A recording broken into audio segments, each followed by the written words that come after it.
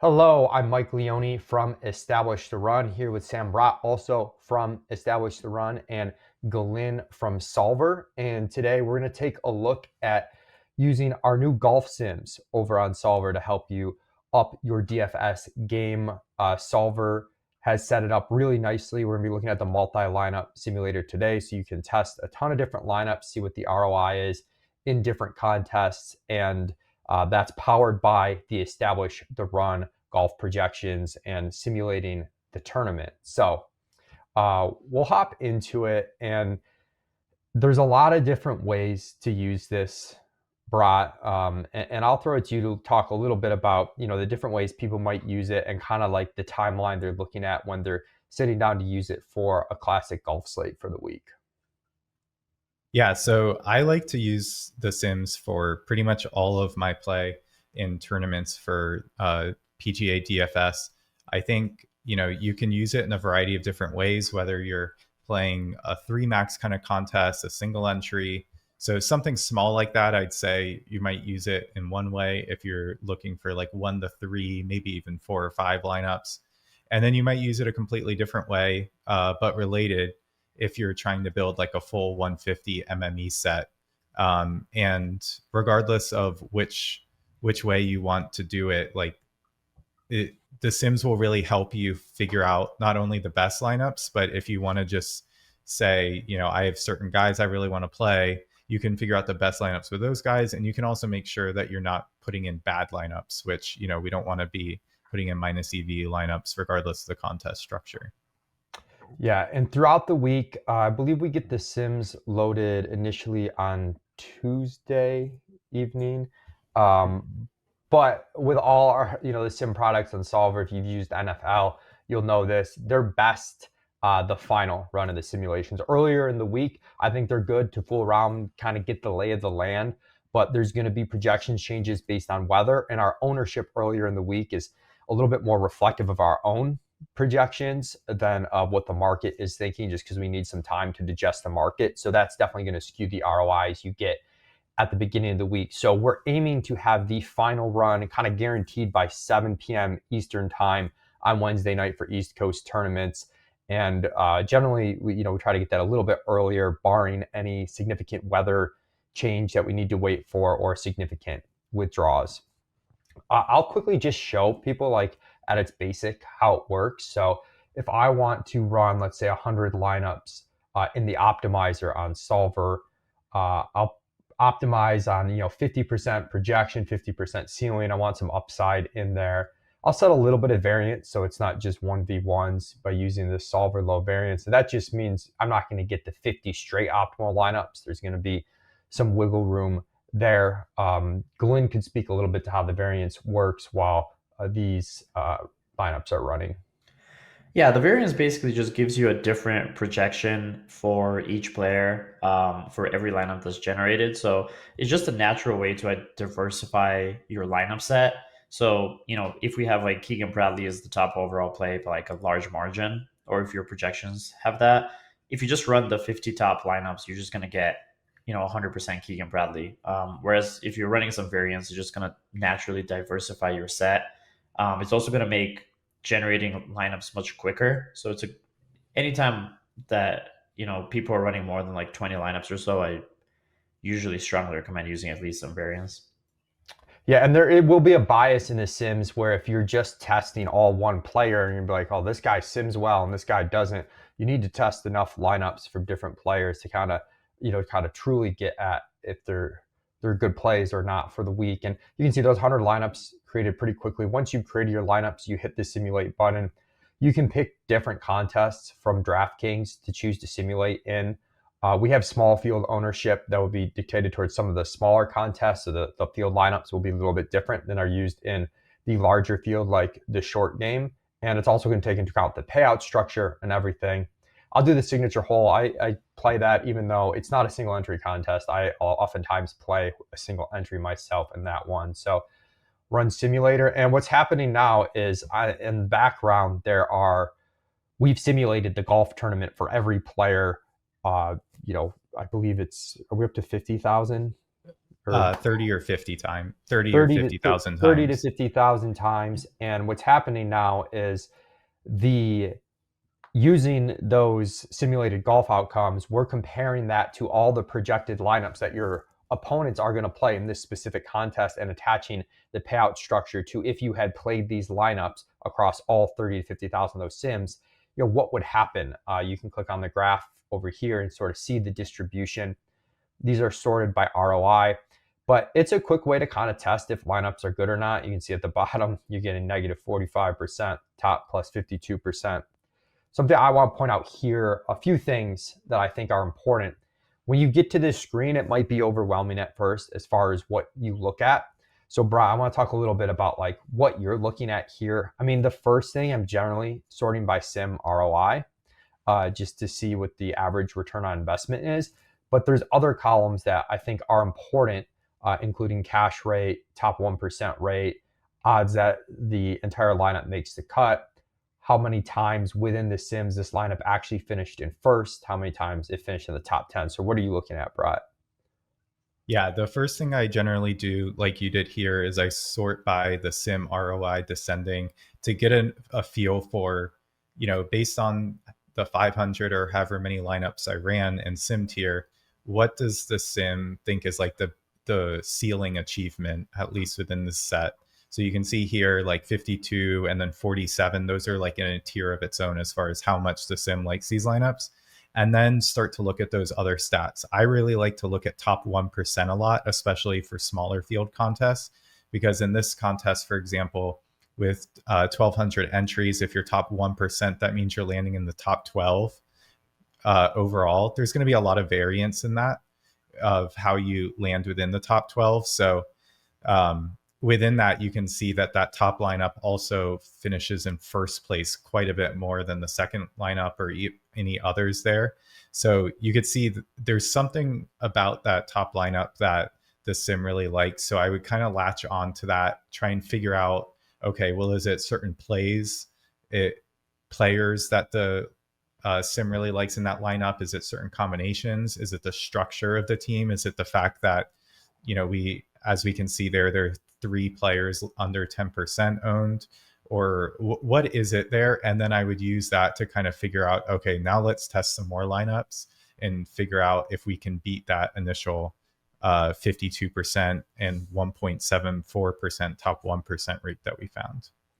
Yeah, and there's of course different routes to using the optimizer based on, if you're MMEing, single entering, or if Brat was kind of alluding to, if you're kind of trying to find the best simming lineup, or you might have some preconceived notions of like, I want to play, Oberg this week, no matter what the sims say, like that's my guy, that's who I want to play. There's a couple ways you could achieve that. One, you could just lock him and only look at teams that involve him. You can also raise the sim projection for him. So I'll raise it to 78. That won't alter like how many times he makes the cut or not, but it will raise it so that his average sim projection across his whole distribution now nets out to 78 points, whereas before it was 75. So a few different ways you can do that. And Brett, you also talked about the structure of the lineups. Something I use, I'm guessing you use as well, are these groups. So you want to talk a little about like groups you might potentially make or restrictions on your lineup? Yeah, one of the first things I like to do when I'm trying to figure out how to attack each slate is figure out how much contrarian leverage I need to get into my lineups. It kind of varies a lot slate to slate. Sometimes the market's very aligned on certain plays, and then you need a little bit more leverage. There's other times where, some of our projections and the market is very misaligned. And in that case, you might not need as much leverage because you get a lot of natural leverage. So the way that we can quantify that is with the sims. And so I'll like to test, minimum 3 players under 10% ownership. If the sims don't love that, maybe I'll move that down to 8%, or maybe I'll say at least 1 player under 4% ownership. You could just play around with all different groups. Sometimes it likes to have spread out low ownership. Sometimes it likes to see just 1 or 2 really contrarian guys. Sometimes it just wants you to avoid the mega chalk. So using these different stats that Leonie's going through right now, you can really see, how you can easily set these different rules. You can duplicate them, you can toggle them easily, run different sets, and figure out, what is it that's getting me the ability to float to the top in the sims, which in theory should then reflect actual tournament results as well. Yeah, and we don't want to go through every iteration here, or this video would take way too long. But I know for me, like in MME, quite oftentimes you'll see these lineups with these 1% guys that do well, that just give you the leverage in like the really large field tournaments that you need with the volatility that's golf. So I might set a rule like at least one player less than 3% owned. We're doing the 5-5-5 right now, so I'll click that off. There's also groups that you can use if you know there's certain players you want. I know Sky's article, who writes for us at ETR, he has a value report. So sometimes I'll throw in, a few guys from the value report, say like, hey, use at least one of these guys from his value report. I'm just gonna throw in a couple guys right now. So I might do something like that. Now, generally, Sky's looking for lower owned players. So sometimes these might not sim as well in the small field versus large field, but we'll try it, just kind of give you guys an idea of what we'll do. And I ran 100 lineups that first time, but I'll generally just run 500. A lot of times too, I'll optimize on cut. That's another cool thing to check out. When you sim the lineup and you have it sorted on ROI, you've got that 6 out of 6 cut percentage, which sometimes gives you an idea of how important on a particular week is it that you're getting 6 out of 6 through, or is it more important to aim for ceiling? Because based on what the field's doing and based on like the golf field size for that week, it could be very different if you need to prioritize that or not. You can see even 500 lineups, if you're using a little bit of variance, runs pretty quickly, and you can just throw those into the simulator and we'll sim the 5-5-5 again. With these, remember, we locked Oberg. This is kind of like we're taking the approach. We're not necessarily looking for the best possible simming lineup overall, but we want the best Oberg lineup. You can see we've already found some better Oberg lineups than we found before.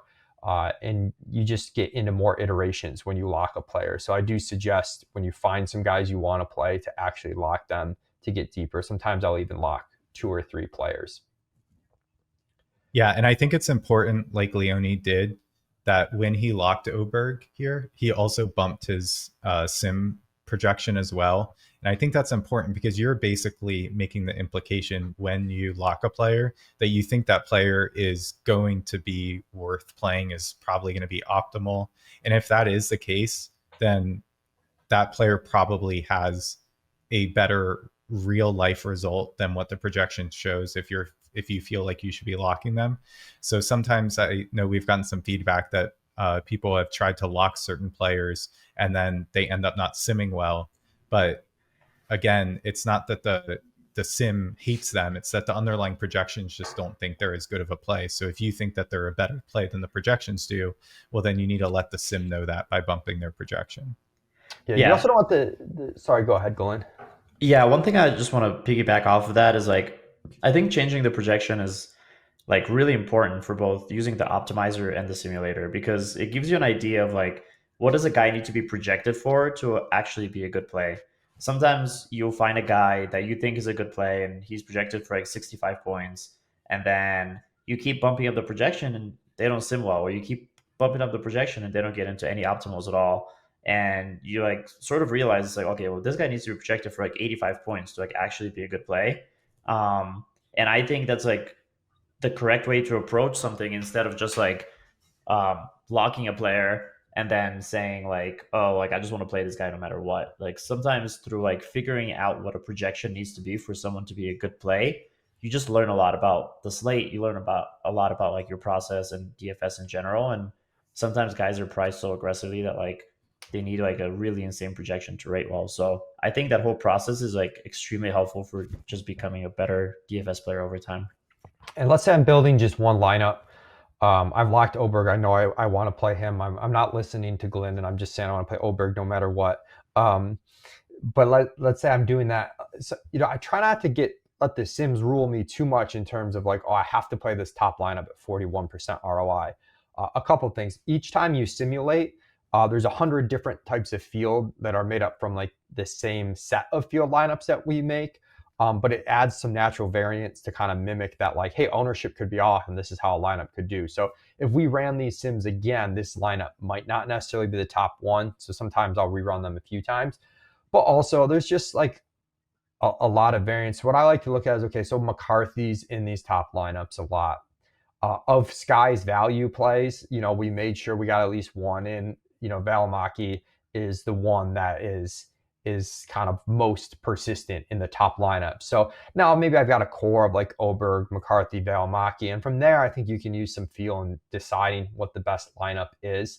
But let's say we do want an MME in addition to make it single. So sometimes, this part is that, sorry, before I do that, you can save these lineups then later, your favorite lineups, each time you run the sim to kind of rerun at the end. So I might say by default, just save the ones with at least, let's say, 25% ROI. Just eyeballing it, those seem to be the best of the best.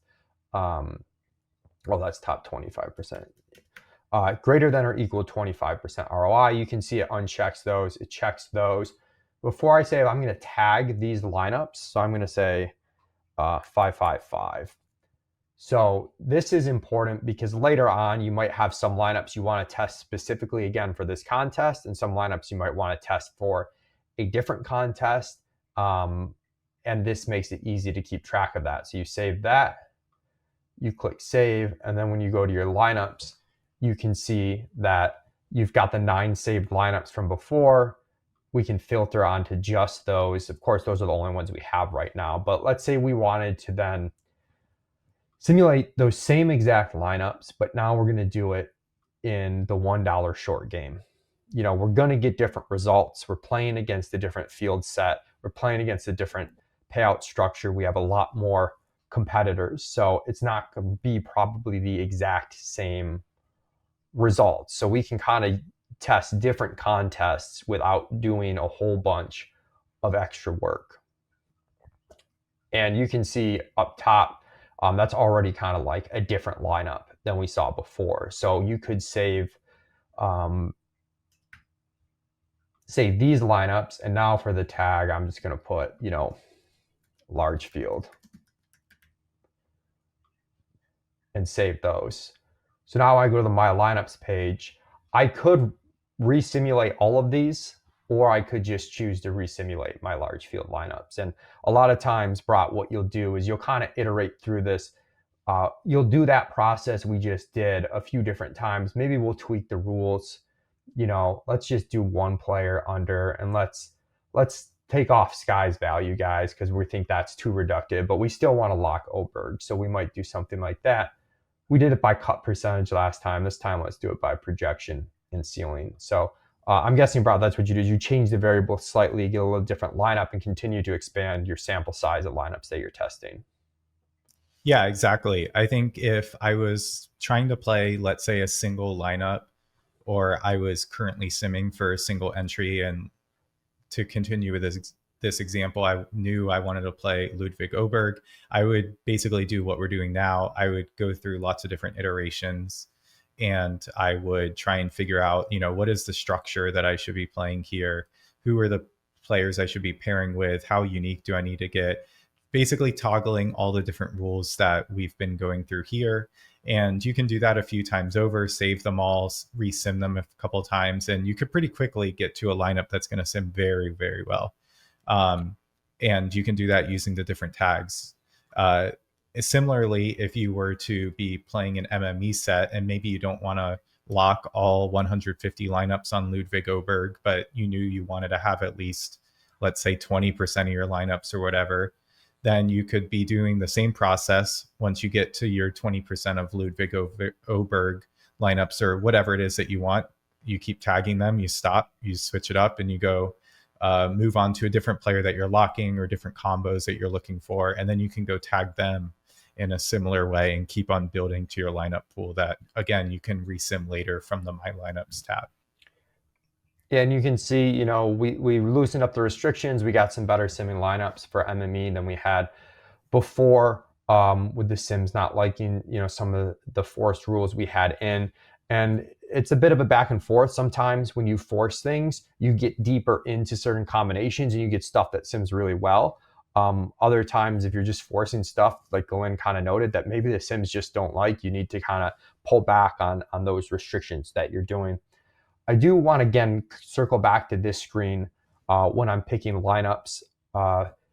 Something I want to note too, obviously how many times a lineup finishes in first is going to skew the results a whole bunch. So you can see this lineup up top, Sims the best. It finishes in first 5 times, but it's only, top 10, 16 times, whereas the lineup below finishes in first 3 times, top 10, 21 times. You kind of got to talk to yourself, is there something about the way this top lineup is structured that makes it more likely to really win, or is there's just admittedly still, even with as many simulations we have, some variance where you might say, well, I'd rather play this lineup that finished in the top 10 more often. I think kind of that truly first place outcome was a little bit fluky or random. So just keep that in mind, that the win rate is going to affect the ROI a bunch, and that's a good thing if it's truly, representative of the lineup's win rate, but it could skew the ROI higher if this lineup just happened to win 1 or 2 times more than frequently, especially in a large field tournament where you see the amount of times these lineups are truly taking first aren't a lot. Yeah, and the thing that stands out to me here on this page right now is that we see the top, 10, 15 lineups, they have really strong top 1% rates hovering around 2% or so. That's really strong overall, I'd say. But the sim ROI isn't anything crazy, and the first place rates are fairly low for a contest of this size, and same with the top 10. So my guess is that the sims really like this structure that we have right here, but it probably doesn't think we're being quite contrarian enough. And that's where I would go back and kind of tighten up my rules on how unique I need to be. Maybe make sure I have at least one player under 2 or 3 or something percent, and maybe at least a couple players under 10%, and then resim and do that kind of iteratively to see if I can beat that 49% sim ROI while still maintaining a top 1% rate of 2% or so. Yeah, so I'll do that real quick. This will be the final one we'll go through here, but just to kind of show what Brat's talking about. I don't know if you saw me quickly on the rules, but I took us from 1 to 2 players less than 10%, also forced at least 1 player less than 3%. So that's going to force these lineups to be more contrarian. And sometimes what you expect to see is overall probably lower ROI on these lineups, but then hopefully you get a handful that are really good up top is sort of the goal with that.